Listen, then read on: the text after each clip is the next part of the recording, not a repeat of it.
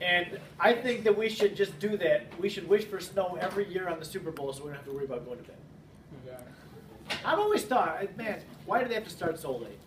If they could just move it back to 5:30 and it's a Sunday, come on. It's the West Coast. Well, no, it was, All right. they don't Maybe. want it was Arizona. Maybe. No, but I'm saying like they don't want like. Yeah, for the West Coast, it's not too early in the day, I guess. But yeah, it was good. It was good. All right, here's what I have for you today. We are going to pick up our last lecture of the chapter today, and then for the rest of the time, it's just doing lab and work and reviewing. I have not yet had a chance to talk to Mr. Hevel about what the revised schedule is going to look like. Will we have to move test and quiz dates? Maybe. We might. I expect if we had one day off, those are cute, and we probably can make up the time. But for 2 days off, I don't know so much. I mean, this lab we budgeted 4 days for. I do expect it's going to take the entire 4 days. That would take us until Tuesday next week. Our quiz is scheduled for Thursday, so we may keep our same quiz date. We'll have to talk about it. I'll let you know. I do still plan to use these next 4 days, though, for lab.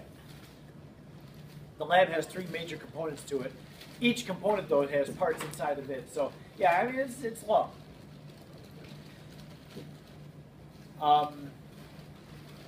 Seems like there's one other thing I was going to mention.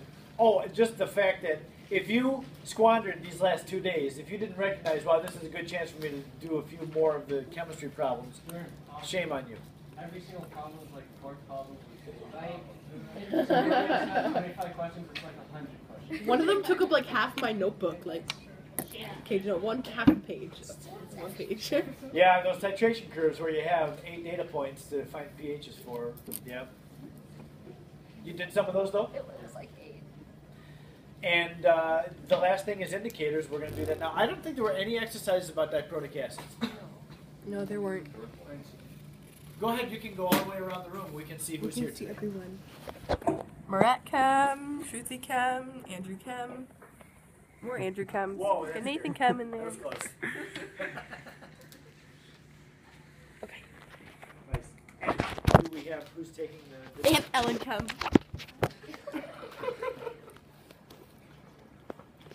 No. There she is. Okay, good. That's for Shania. Shania! Here's what I want to start with. Ew, I don't know these people. You may not need to write this down. If you've already done all the titration curve problems, then this is kind of, you're past this, I should say. Just a summary of what you have to do with the different parts of a titration curve. Titration curves, if they're complete, always have 4 parts. The beginning, before the equivalence point, at the equivalence point, and beyond the equivalence point. That's 4 different regions. In general, this is what you do in those 4 regions.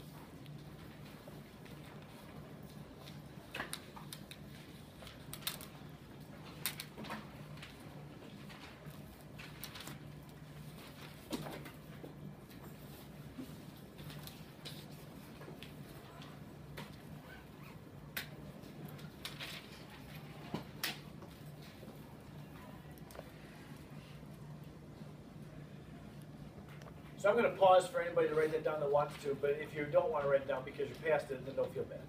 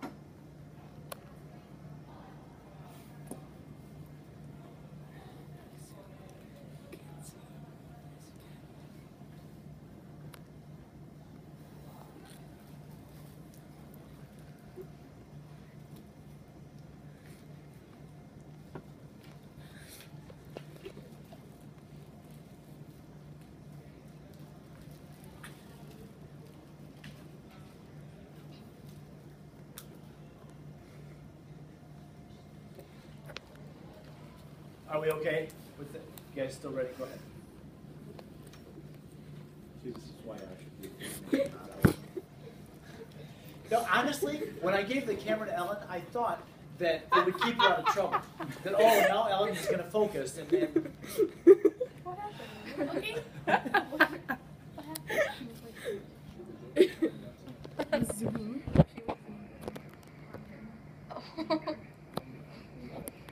I'm sorry, Angela. I almost asked you if you would do it. I'm sorry. I should have. Yeah, next time I'll know better. Close up on.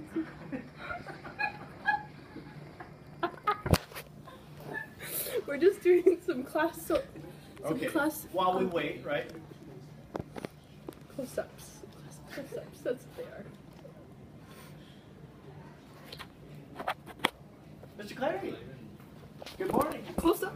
Come in Do anytime. not do this. Close up on Clary. It is close up on Clary's time. And the man handshake No problem. goes off without a fluke.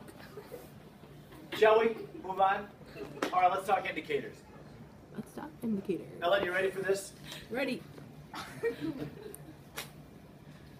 Whoa. So, indicator, we know one indicator very well. Which one do we know well? Bro. I Blue. Oh, stop it. Oh, Bro, I gave you that Philo. one. You know phenolphthalein. We've used phenolphthalein a lot. Now, if you have, well, everybody had 9th grade bio, and you used BTB, bromothymol blue, in that, and I believe you, in GBBE, use this? Okay, anyway, I'll give you a chance to look this over, and then we'll talk about indicators and what our experience is with them.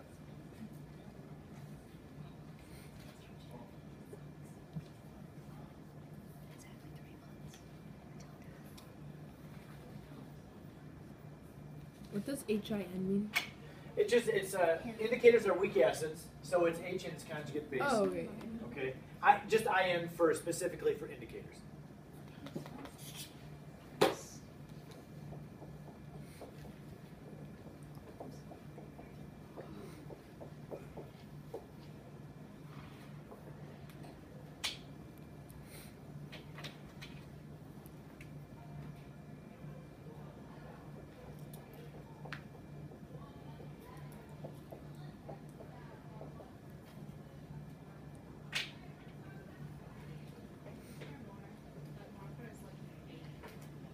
Too late?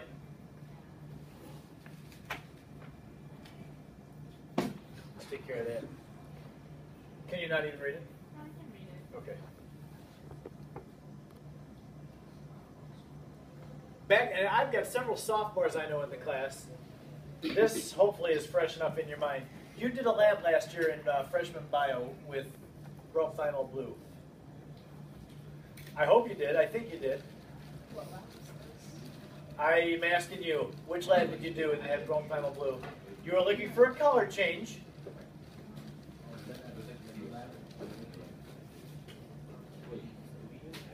You Shania, guys use what pH did you strips do in rather bio? than, are you kidding? Yeah, pH strips, yeah. I know that you do a pH lab, but there was some, okay, I have to tell you, algae. You were growing algae or using algae in a test tube. we did livers. Wait, we used Different. something to stain onions. What was that? That was something different. Than Iodine? Iodine, yeah. That's not. But no, I Okay. think that's different, yeah. Come on, somebody remembers this lab. We didn't grow algae. You didn't have algae in a test tube? It was an exercise talking about plant respiration. No. We missed it. No. I know it's a yes for all you clowns, No, we and you're didn't. all not remembering. Nathan, Wait, Sermo, you did. I know, I've seen it in Sermo's room. And,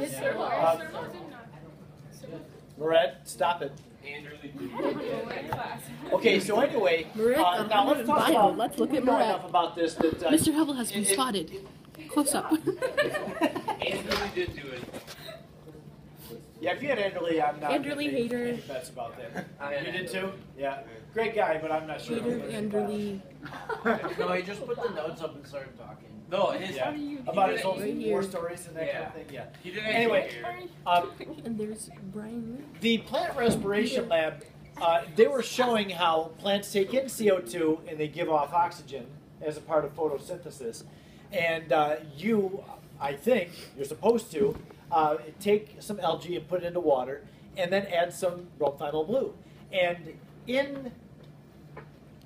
in water that has CO2 in it, CO2 makes water acidic. It makes carbonic acid. So when you put the bromothymol blue, this indicator, bromothymol blue, should keep its hydrogen because it's in an acid environment, and there's nothing taking the hydrogen off, so it should be yellow. And you should have this yellow solution. And then you should let it sit overnight. I'm sure it was overnight. And then your teacher had a lamp on it. And so overnight, the plant took in the CO2, and as it takes in CO2, it makes the environment less acidic because it's taking the carbon dioxide out. It's not as much carbonic acid. So that causes the reaction, the environment to become less acidic, and it causes this thing to start going to the right. And then by the next day, would have turned blue. You had to have done that lab. No. No. Nathan, do you happen to remember, is that what happened in the lab? It was yellow, and then overnight after? I remember it being like a one. I remember the overnight part. Maybe it was. Really? I do. I remember checking. I think it takes longer. Maybe it does. I remember like the day it was blue. I remember. Okay, I bet it was yellow to start with. Do you happen to remember green, yellow, or green to start with? Green might have been like neutral, and then it goes to blue. But anyway, all right. So Also, some kid likes it. I don't know if that's a core lab in ninth grade. I thought that it was. That's why I'm giving you a hard time. It probably is. In ninth grade year is you remember maybe what 15% of ninth grade, as opposed to middle school years where you remember less than 1%. I think. I just remember making the cookie cell where you had to make like mitochondria. Oh yes. Oh Yes. yeah. In ninth grade or in middle school? In middle school. Okay. Okay. Yeah. You made like a pizza. So anyway, now let me have your attention again, please. Indicators are weak acids that if they're in an acid environment, they're one color, and if they are changed to a basic environment, the base environment is going to pull hydrogen off, and you're going to get the conjugate base. For indicators, the conjugate base has a different color than with the hydrogen on it. So that's why they would be good for indicating things. So it will tell you whether you have a basic environment or an acidic environment. Okay, now I have to do a little tiny derivation Yay. of a concept that we use with indicators. Now, because indicators are weak acids, you can write the Ka of an indicator. It would be the products of the reactant. The products are H plus and the conjugate base divided by the original acid indicator molecule. By the way, I will say indicators are not simple molecules. They're typically organic things that have several benzene rings on them. Well, not several. In some cases, there are several benzene rings. But they're very complex molecules.